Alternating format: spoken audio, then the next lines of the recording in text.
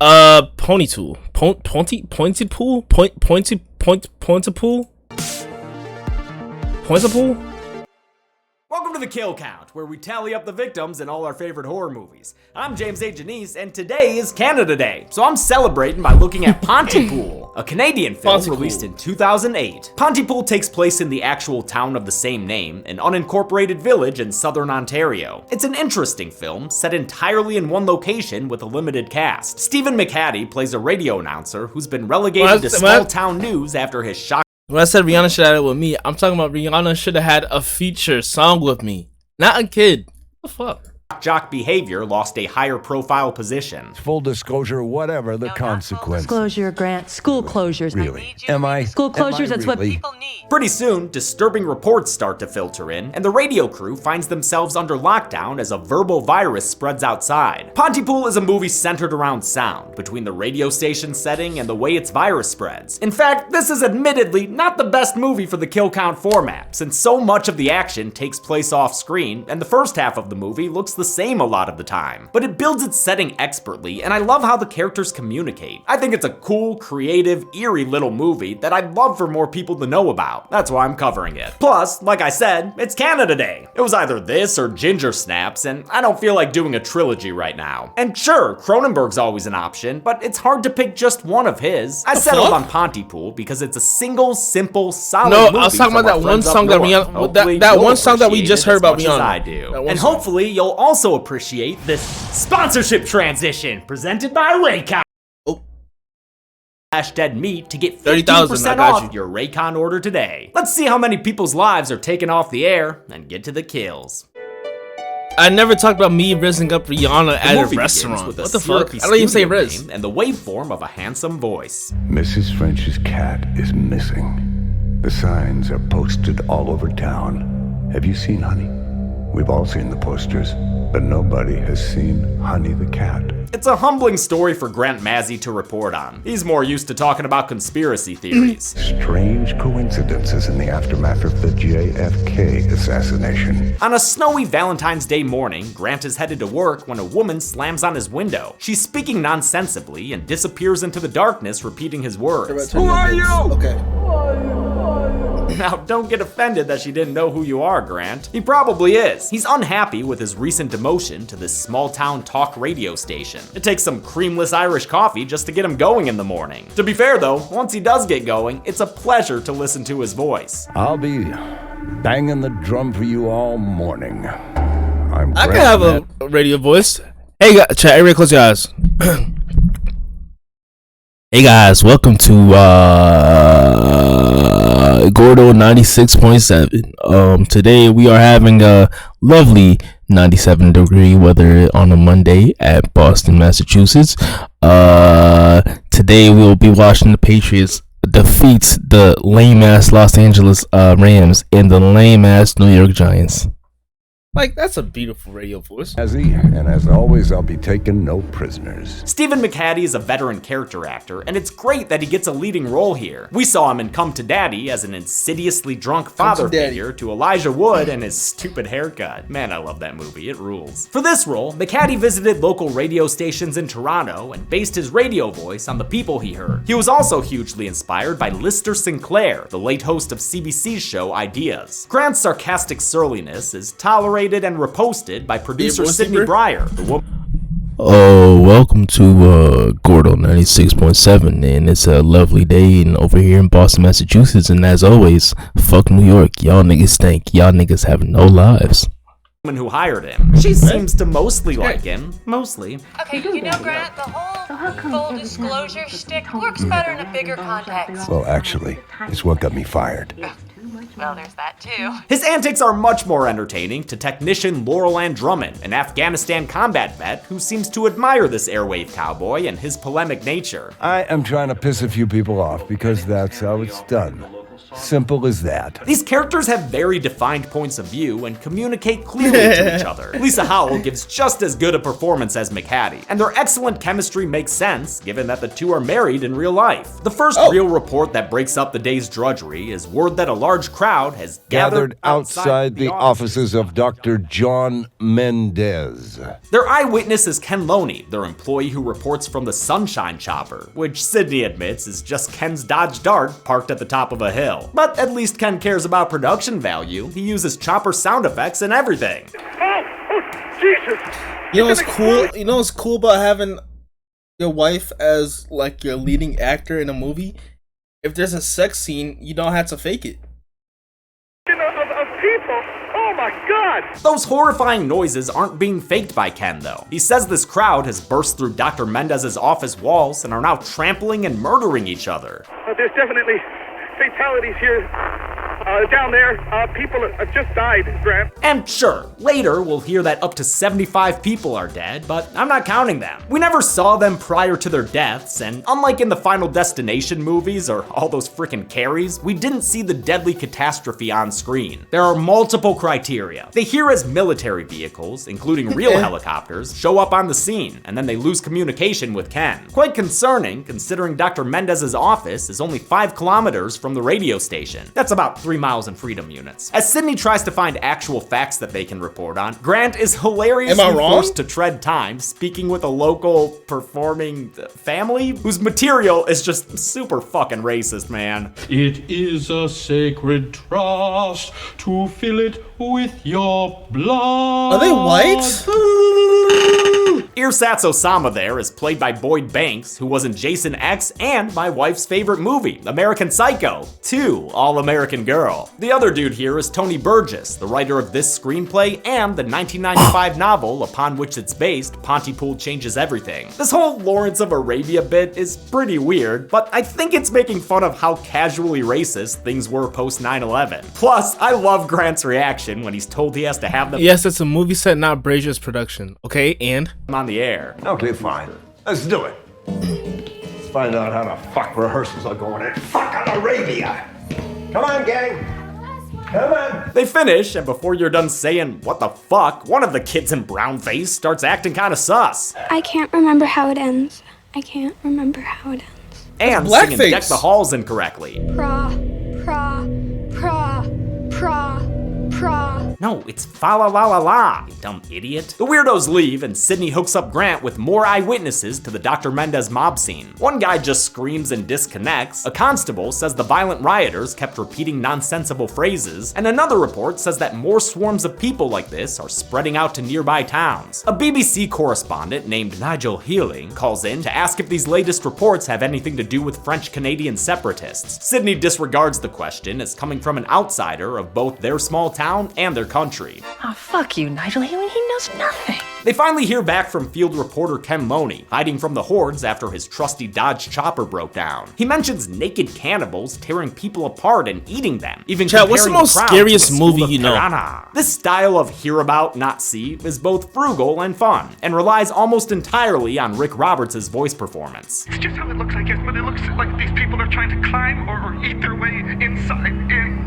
They're so desperate, like they have to be inside. The Ken call is interrupted by a blaring message in French that cuts into the radio signal. Laurel Ann translates it for Grant to read on air. For your safety, please avoid contact with close family members. The message says not to use affectionate terms such as honey or sweetheart. But how will I talk to my sweet little cinnamon bun baby cat? Since affectionate terms apparently create vectors for the virus, perhaps this local outbreak was started by the signs for Mrs. French's missing cat. We've all seen the posters, but nobody has seen Honey the cat. Also doesn't bode well for the radio station. City's not scary no more, but I never watched it. Terms of endearment. Okay, sweetheart, I'm gonna call Mrs. Tripp. Something's coming in on the radio. Then again, according to this warning in French, they were gonna have a hard time no matter what. For greater safety, please avoid the English language.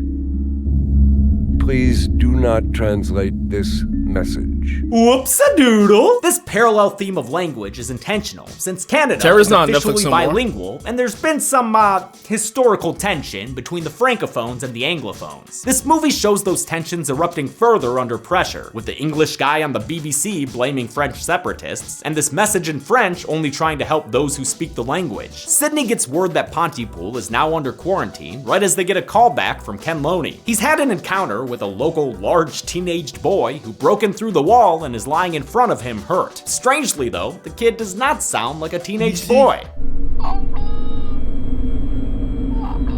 Yep, big boy making baby noises now. And also kinda sounding like a dial-up connection? We hear the kid, identified as Jesse Galt, die over the phone, so I guess I'll include him because we heard his voice over the phone. That makes him like a quarter of a character at least, I think. Grant starts to buckle under how crazy all There's this different type of sounds, scary. especially when Sydney says the That'd be BBC guy most- called back I'm and talking asked about like them jump about Honey scares. the I need Cat. jump scares You are fucking with me! and thrillers. You are fucking with my head! And you! Why do you look so much like Anna Faris? I always thought Grant's freak out here was weirdly abrupt and extreme. Turns out it's because there was originally more to the scene. As written and shot, Grant looked down and hallucinated a tiny man in a fish hut. He looks down at the floor. When he does this, you see him do that, looks down at the floor.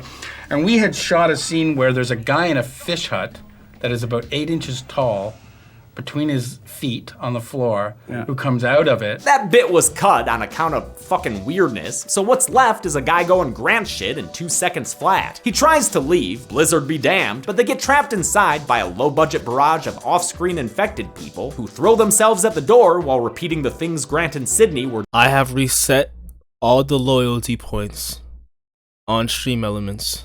just saying. What's going on? Those are my words. Those are my words. What is going on? Obviously, this is a very confined movie. It was shot with a small crew in a local church basement in just 15 days. Stephen McHattie said it felt more like doing a play than making a movie, which is actually how it originated. Every month, the person with the most points gets a free gifted. Locked. Initially, Burgess's novel was going to be adapted into a radio play, like Orson Welles' War of the Worlds. When it became a movie instead, they originally planned for it to be a single shot of Grant Mazzy in the radio booth, the other characters only ever heard, not seen. Eventually it expanded, but in a very cautious way. There were so-called border guards on the crew who made sure the film's perimeters didn't grow too wide. Disagreements were even had about whether to include the intro with Grant driving to work, or a few quick shots of the loudspeaker on the exterior of the building. The goal was to keep things as claustrophobic as possible and rely on the audience's imaginations for the scares. The movie does give us a breath of fresh air outside the station when Grant goes back on the air with a live reading of the obituaries. He names local Pontypoolers who have gone crazy and killed each other, and I guess I'll count them as kills, at least for the people shown on screen. This is a very fine splitting of my rules. Grant names 28 people as dead, but only 20 are shown on screen. Since we see these 20 in video form, I'm counting them, but only them. The other 8 were non-characters who were never seen in any way. I don't count hearsay deaths or deaths of never-seen people reported on the news. This goes back to at least the It miniseries kill count, where I didn't count a kid reported as dead. Richie overhears the television talking about the latest victim found in Derry, a 5-year-old little girl. Do I add her to the count or not? I'm gonna go with no because it's a news report. Sorry, It, no inflated statistics for you. Again, multiple criteria. Anyway, this part of the movie is weird and experimental, and gives us another cameo from writer Burgess, the guy standing in front of these sheep. Sydney and Laurel Ann are talking about their lives, Sydney's kids, Laurel Ann's time serving in Afghanistan, when all of a sudden, Laurel Ann starts speaking peculiarly. I'm gonna go see if Mr. Mazzy's missing. Missing. Uh-oh, you know that can't be good. What honey is in the sound booth? Aw, don't say honey, you're gonna make it worse. Laurel Ann becomes so infected so fast that after Sydney's tea kettle goes off, she finds Laurel Ann doing a mean impression of it. Damn, a soldier and a singer? What can't she do? All of a sudden, there's a dude climbing through the window. It's Dr. John Mendez, the guy from the news. Remember him? I'm a doctor. Oh shit, like my buddy Larry G. I'm a doctor. Also, I'm real happy this guy earned himself a medical degree after working for a rich, idiotic man-child. No, Mr. Madison, they're not penguin. You got too much sun today. They're no W movie. penguin. Mendez sees Best movie Laurel ever. Ann popping One of off the and best directs movies. Sydney to the sound booth. That'll keep Laurel Ann from hearing their voices, which will only make her sickness worse. Mendez has first-hand experience with infected folk and wonders what'll happen when Laurel Ann is cut off from hearing sound. Oh, that'll happen. Her self-abuse is a creepy symptom of the virus, but it's a little undercut by Mendez's cheery reaction to the discovery. Oh, she's rooting for voices. This will grow vicious. Motherfucker, that's their friend. Don't snack while she self-destructs. Time for another call-in from our favorite field reporter, Ken Loney. He tries to update them about the crowds who keep repeating random phrases. It's a symbol of the disorder. A symbol of the disorder? You mean a symptom? It's a symbol. I have a problem. Ken loses his ability to think and speak clearly. In mere moments, all he can say are the words simple and sample over and over. Brush my teeth and shit. Alright. That's it. He's gone. 2 minutes and 30 seconds. It's just a crude radio signal. Ken then goes silent, dying over the phone. And I'll count it. It's the closest thing we've had to a regular death so far. I mean, we really knew Ken Loney. He drove a Dodge Dart. Ken Loney was a pedophile. I mean, not really a pedophile. We just never let our kids go anywhere near him.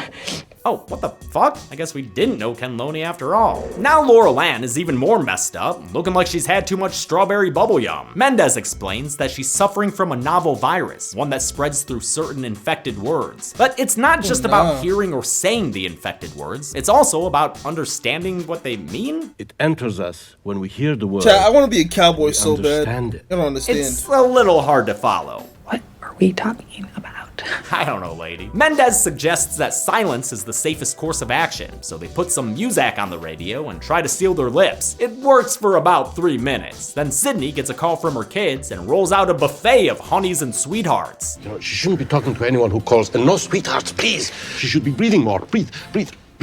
Look what you did, Sid. The doctor's repeating words. Hope he doesn't wind up like Laurel Ann, who's still doing her best impression of a bug meeting a windshield over and over and over again. Yo, it's messed when I be up enough driving my to break Jeep- out the Walking When I Dead be driving my story. Jeep, I always hear bugs hitting my windshield and dying. The others watch from the sound booth as Laurel Ann, unable to hear any new sounds, erupts from the inside with a geyser of tomato soup. Apparently, this is what happens when the virus can't transmit itself through sound. How unfortunate. The radio station is suddenly overcome by infected people who have broken inside. Director Bruce McDonald and writer Burgess call the infected folk conversationalists and say they're basically cousins of zombies. The way they describe it, the virus has 3 stages to it. The first is getting stuck on an infected word and repeating it.